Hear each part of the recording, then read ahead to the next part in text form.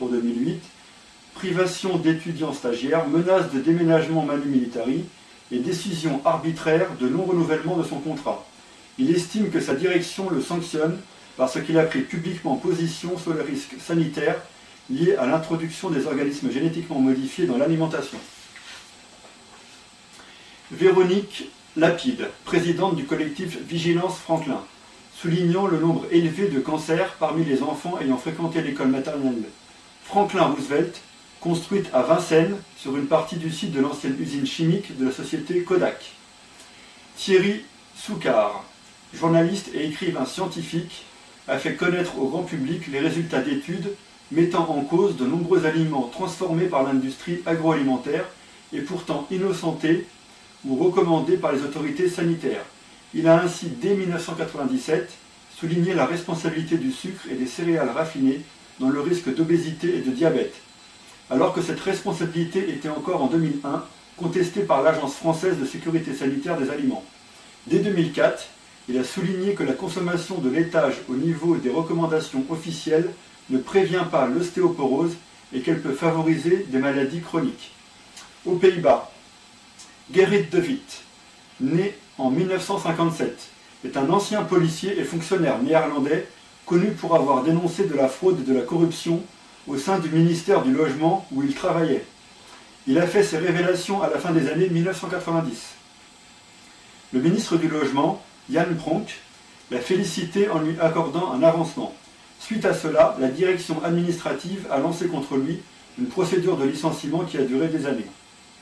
Harry Timmerman, né en 1946, est un criminologue et auteur néerlandais connu comme lanceur d'alerte à propos du meurtre du parc Schiedam, expert en criminologie comportementale détaché auprès de la police de Groningen.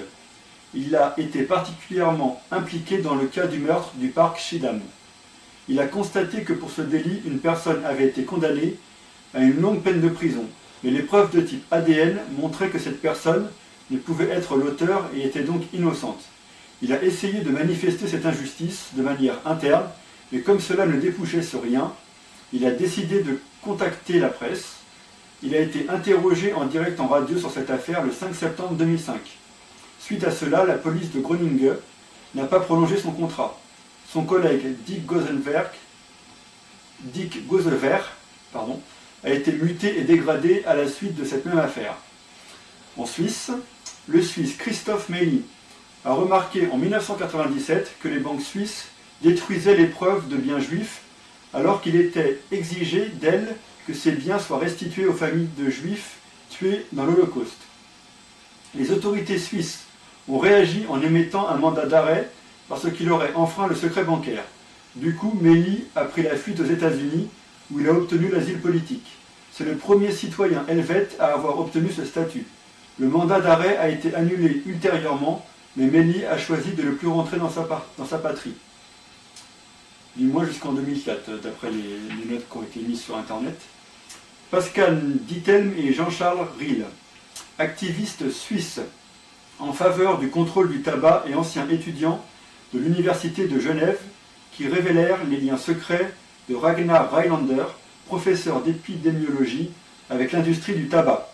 Dans un communiqué publié en 2001, Pascal Dittelm et Jean-Charles Riehl accusèrent Rylander d'être secrètement employé par la société tabatière Philip Morris et qualifièrent de fraude scientifique sans équivalent la dissimulation de ses liens avec l'industrie du tabac durant une période de 30 ans, pendant laquelle il s'était présenté comme scientifique indépendant, alors qu'il obéissait aux ordres de la direction et des juristes de Philip Morris, et avait publié des articles et organisé des colloques qui niaient ou banalisaient la toxicité de la tabagie passive. Après un long procès qui alla jusqu'à la Cour suprême de la Confédération helvétique, toutes les accusations furent confirmées. Après ce jugement, l'Université de Genève a interdit à ses membres de demander des financements de recherche ou d'accomplir de la consultance directe ou indirecte pour l'industrie du tabac. En Israël, Mordechai Vanunu, spécialiste en sciences nucléaires, a informé les médias occidentaux en 1988 de la possession par l'État d'Israël d'une centrale nucléaire à finalité militaire. Le Mossad, les services secrets israéliens, l'a fait passer de Grande-Bretagne en Italie par la séduction d'une agente de 26 ans, puis transféré de force d'Italie en Israël. Là, un tribunal l'a condamné à une détention de 18 ans pour trahison de secret d'État.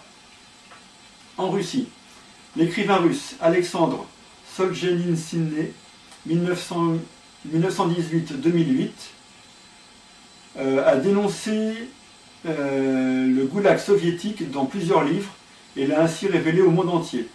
Une journée d'Ivan Dessisovitch, publié en 1962, est un récit sur un détenu ordinaire du goulag. Ses autres livres clandestins, Le pavillon des cancéreux, 1968, puis Le premier cercle, 1968, et L'archipel du goulag, 1974, vont dans le même sens et finalement Solzhenitsyn est expulsé de son pays en 1974. Donc on va finir par la Chine. Harry Wu est un ex-citoyen chinois devenu américain qui a dénoncé et dénonce les camps de rééducation par le travail, Lyogai, semblables au goulag soviétique. Alors les Lyogai, j'essaierai d'en parler dans une prochaine web chronique parce que je pense que c'est un sujet qu'on ne parle pas beaucoup non plus. Et voilà, on parlera des Lyogai. Je vous remercie d'avoir suivi cette web chronique qui est un petit peu plus longue que d'habitude. Et je vous dis à la prochaine. Au revoir.